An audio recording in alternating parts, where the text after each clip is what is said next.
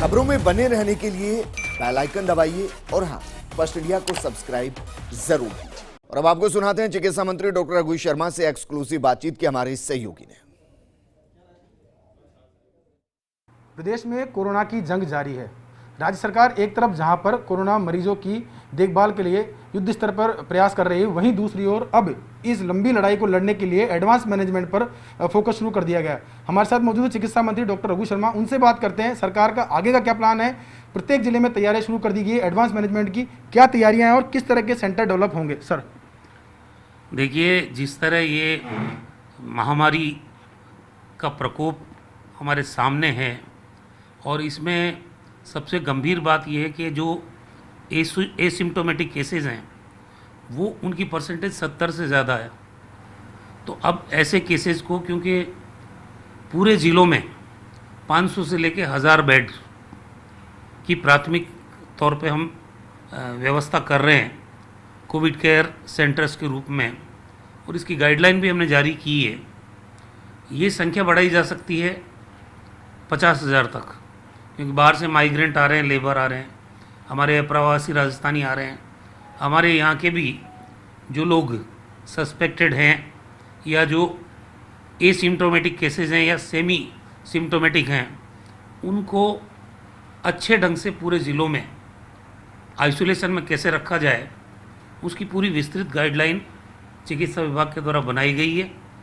Sir, guideline का प्रारूप जो है उसमें क्या क्या गाइडलाइन में महत्वपूर्ण चीज़ें रखी गई है, और दूसरी बात ये कि जो नॉन कोविड पेशेंट है जिनको लेकर सरकार गंभीर है कि उनको प्रॉपर ट्रीटमेंट मिले, तो उनको ट्रीटमेंट मिलने के लिए इस तरह की गाइडलाइन और ये जो कोविड सेंटर जो बने हैं इनका कितना योगदान रहेगा। देखिए, ये तो एक्चुअली उन अस्पतालों में दूसरी बीमारियों के मरीजों को पर्याप्त चिकित्सा सुविधा मिल जाए, क्योंकि लोग डर रहे हैं। जैसे एसएमएस में अगर कोरोना के पॉजिटिव केसेस हमने भर्ती कर लिए तो दूसरे मरीज अपने आप ही नहीं आते हैं।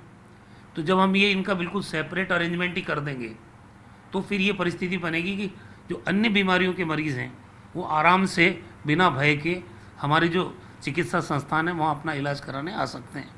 अब इसमें जो विस्तृत गाइडलाइन जो कोविड केयर सेंटर्स की जारी की गई है, उसमें जिला कलेक्टर एक कमेटी बनेगी जो चिन्हित करेगी ज़िलों में। पहली प्राथमिकता तो ये है कि भाई सरकारी बिल्डिंग्स मिल जाए। सरकारी बिल्डिंग अगर मान लो कंफर्टेबली उपलब्ध नहीं होती है तो फिर कोई किराए पे ले ले, उसका किराया सरकार के द्वारा दिया जाएगा एसडीआरएफ से।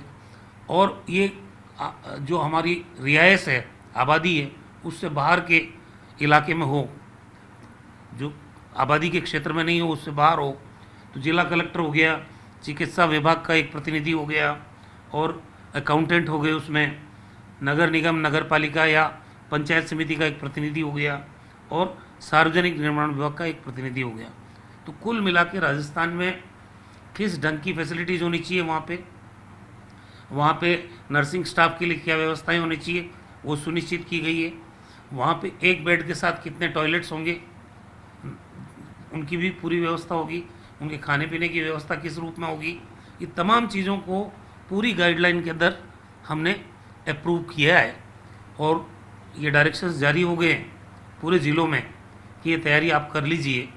500 से लेकर 1000 बेड इस तरह से पूरे हर ज़िले में तैयार होंगे। इनिशियल स्टेज पे 30,000 बेड, और इसको बढ़ा के हम 50,000 बेड तक भी कर सकते हैं।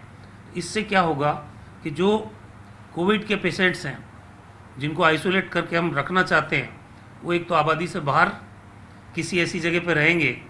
अगर सरकारी बिल्डिंग मिलती है तो पहली प्राथमिकता उसको है, नहीं तो कोई प्राइवेट है तो उसका किराया पे करके, तो ये नेगोशिएट करेगी कमेटी, और सारी चीज़ों को जो हमने गाइडलाइन में दी है उसके अनुरूप ये कोविड केयर सेंटर्स बनाए जाएंगे। सर, देश भर की बात करें तो अब ये बात आ रही है कि अभी मौजूदा स्थिति में जो ये वायरस है इसके साथ जीने की आदत डालनी पड़ेगी, क्योंकि जिस तरह से लगातार केस सामने आ रहे हैं उसको देखते हुए हम लगातार लॉकडाउन जो बढ़ा नहीं सकते। ऐसी स्थिति में जो ये कोविड केयर सेंटर जो डेवलप कर रहे हैं, क्या मानते हैं जो हमारा और जो पार्ट चल रहा है, स्क्रीनिंग का पार्ट है फील्ड में, और जो एक्सरसाइज चल रही है वो और ये दोनों कोऑर्डिनेट कैसे करेंगे। देखिए, अब जैसे ये है गर्मी का मौसम आ रहा है, गर्मी के मौसम में वहाँ पर्याप्त कूलर की व्यवस्था हो, उनके पास पर्याप्त बेड हों, चद्दर, तकिए, सभी तरह की स्वच्छता का भी पूरा ध्यान रखा जाए। और हमारे जो दूसरे तो चिकित्सा मंत्री डॉक्टर रघु शर्मा से एक्सक्लूसिव बातचीत हो रही थी और वो बता रहे थे किस तरीके से व्यवस्थाएं की गई है। दरअसल यही वो व्यवस्थाएं जिनके जरिए कोरोना को कंट्रोल करने की हर संभव कोशिश राजस्थान में की गई है और भविष्य को लेकर भी रणनीति बनाई गई। एक छोटे से